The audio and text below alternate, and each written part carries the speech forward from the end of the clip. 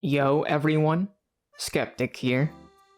Today, I wanted to give my quick thoughts on the recent Digimon Con livestream that premiered on February 11th of 2023. I'm going to go down the stream schedule sequentially, so starting from the top, we got the opening concert which had the band winners sing the Digimon Ghost game opening faction, which was cool. Normally, I don't like concert type things in gaming events because it's basically a time slot filler, but I actually enjoyed the concert.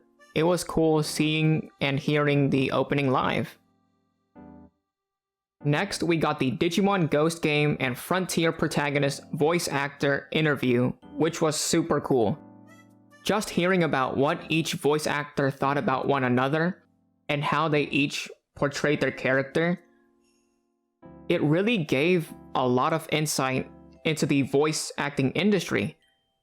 And not only that, but also a lot of insight into who they are as people. Within the interview, both of them seemed really humble and just down to earth. Honestly, this interview was not something that I was initially hyped for, but from now on, I hope they do more interviews for the next upcoming Digimon Cons. After the interview segment, we got more information about the upcoming release of Digimon World Next Order. This segment was okay, but I wish they delved a bit more into the gameplay besides the beginning parts.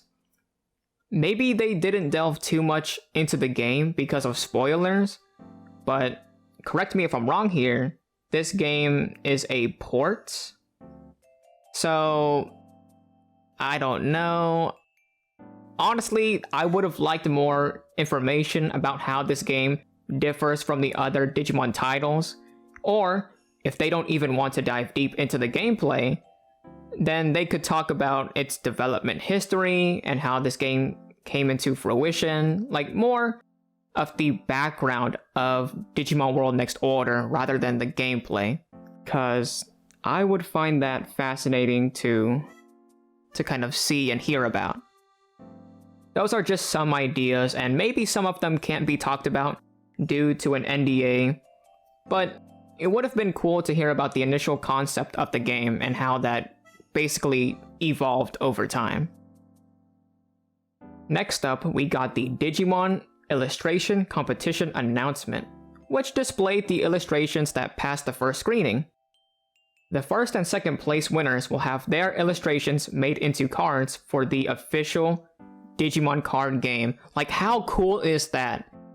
If you're an artist, I feel like that's such a cool opportunity to tackle. Like, if I had artistic ability, I would go so ham into this illustration competition, because just seeing your own illustration on an official Digimon card is the coolest thing to me, in my opinion. Like, it's so cool. And this segment was awesome to me personally, because I love viewing art and seeing all the different types of styles and the way that each of them portrayed the Digimon at hand. It was just fascinating to view from my standpoint, since like I said earlier, I don't really have any artistic ability. Throughout the showcase, I thought that there would be a lot of similarities between the illustrations, but there was actually a lot of variety.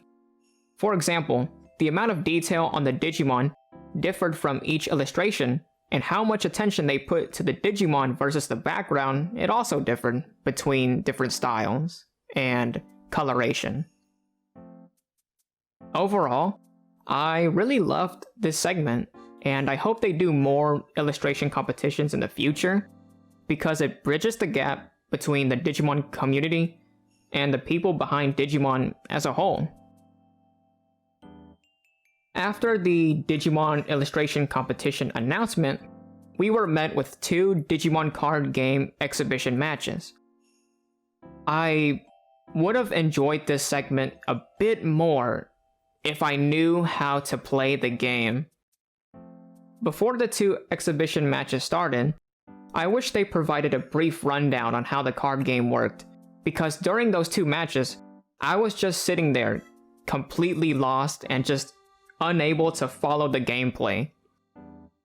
Now, I was still watching the livestream, don't get it twisted, I was still watching the livestream because I was interested in the card game before Digimon Con. But if someone was watching the livestream and they had no interest previously about the Digimon card game, they might have just left the stream in that moment. So, if they were to do this particular segment again for upcoming Digimon Cons, I would highly suggest providing a brief explanation on how the card game works before the match, and to also provide beginner-friendly commentators that can explain the game to newcomers, so viewers can basically have an easier time following along. Once the exhibition matches were finished, we had another concert which featured AIM and Michihiko Ota. Within the concert, they performed the openings and endings from the various Digimon anime series, and for me personally, hearing I Wish was just awesome, and I ended up vibing and singing along throughout the whole concert. It was great, honestly it was great. After the second concert, we had a Digimon 25th Anniversary Project Corner new project announcement. My goodness, that is so long of a title. And this announcement turned out to be an upcoming novel series called Digimon Seekers. And I initially thought it was going to be a live-action Digimon movie like Detective Pikachu. So I was like super hype, I was jumping out of my seat, I was ready to cash in whatever movie theater that I needed to go to watch this, and well, I was inevitably wrong. But hey, the plot and characters behind Digimon Seekers seems pretty interesting.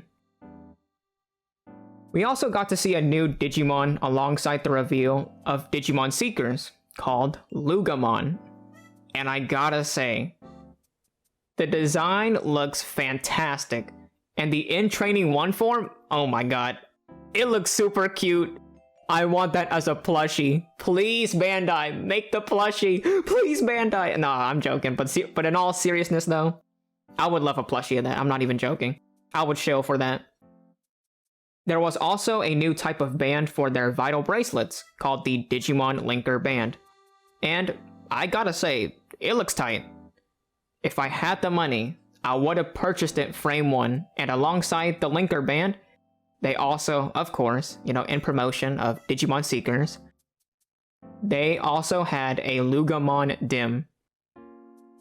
Overall, I enjoyed this segment, and I'm looking forward to seeing what Digimon Seekers has to offer. Next up, we had another announcement about an upcoming Digimon fan meetup. And I'm gonna keep it a stack with everyone.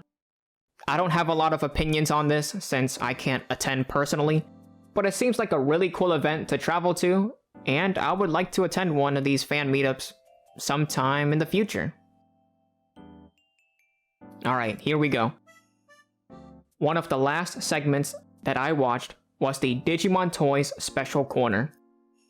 In the beginning of this segment, they played an introductory video showcasing the Vital Bracelet BE, so viewers that are unaware of the product can have a basic understanding of what the product is and what it does. But there's just one problem. On the English livestream, the introductory video was still in Japanese, so myself and probably the rest of the English viewers that don't speak Japanese most likely did not understand what was being showcased. Well, we can probably infer, but we didn't completely understand. I don't necessarily have a problem with the video contents itself. My only criticism is that the introductory video was not translated and or didn't contain subtitles. After the introductory video, they basically gave an explanation into the Vital Bracelet BE and how it differs from the previous model. There are 3 main things that separate the BE from the previous model. The first is that depending on the type of exercise you perform, it will correspond to certain stats on your Digimon being raised. So, for example, if you do an exercise that revolves around punching, you will raise your Digimon's AP stat. Crunches will raise your Digimon's HP stat. Running will raise your Digimon's BP stat, etc.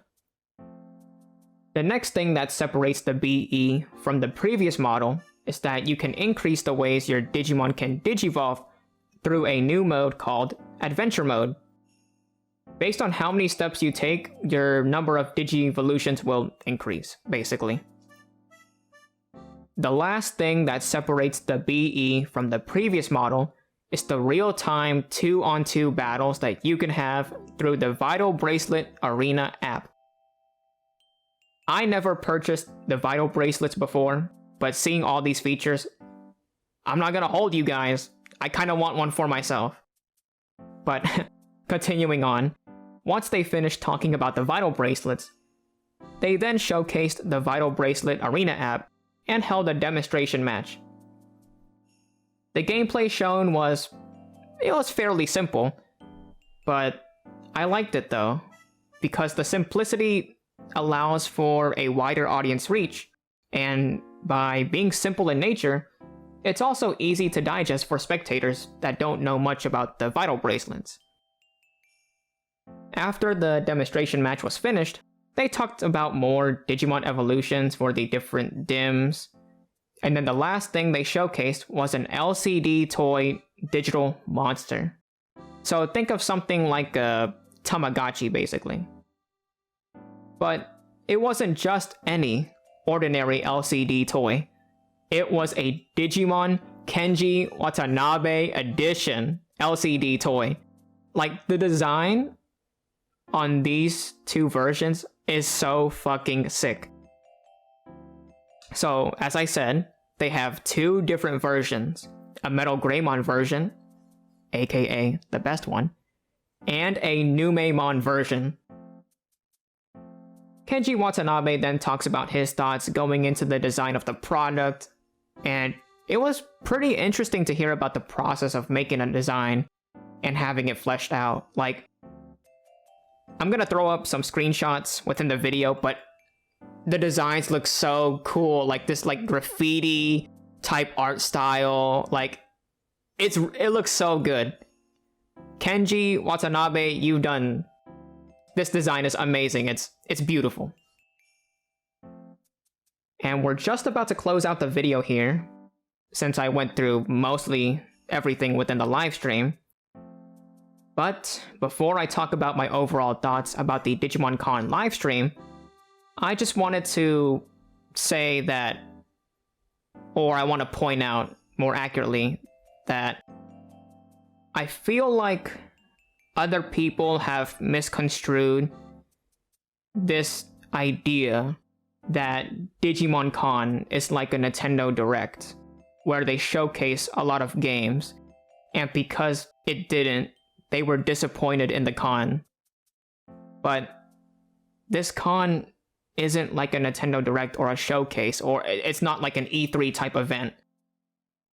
The purpose of these type of gaming direct events is to showcase upcoming games. Meanwhile, the purpose of a Digimon Con is to basically create an event where Digimon fans can gather to celebrate the Digimon franchise as a whole, while appreciating the different aspects that goes into Digimon, such as the anime, the toys, the games, the novels, the manga, etc. It encompasses Digimon as a whole.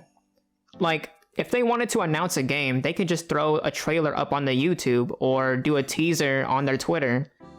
Like, for me, personally, if the Digimon Con was solely just a platform to showcase upcoming games, I wouldn't be too thrilled, to be honest. because I feel like you could just do the same thing, but you could just make a Twitter post or a YouTube video. Like, you don't have to make it this live stream event, right? Because Nintendo, they have so many different games to showcase, from third parties to first party games, right? Same thing with Sony and Xbox. They have their own lineup of games to look forward to, which is why they do these types of events to promote their games. But for Digimon, they don't have a plethora of games to showcase. So if we were to do a Digimon Con that was solely based on upcoming games, there wouldn't be a lot of content and it would be quite short. So to me, it doesn't make sense in terms of efficiency and in terms of content to make a Digimon Con revolve around the games itself, in my opinion. But aside from that, this 2023 Digimon Con was the first one I ever watched.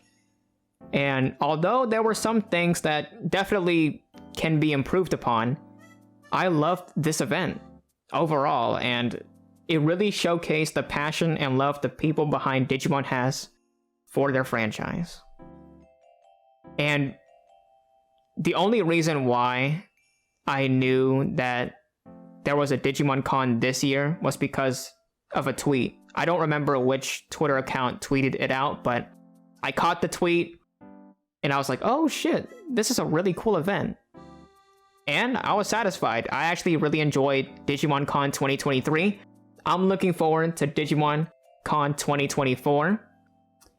And that's pretty much it. So, with that being said, thank you guys for watching the video. If you got this far, I hope everyone here has a great day, afternoon, evening, wherever you're at. And until next time. Bye!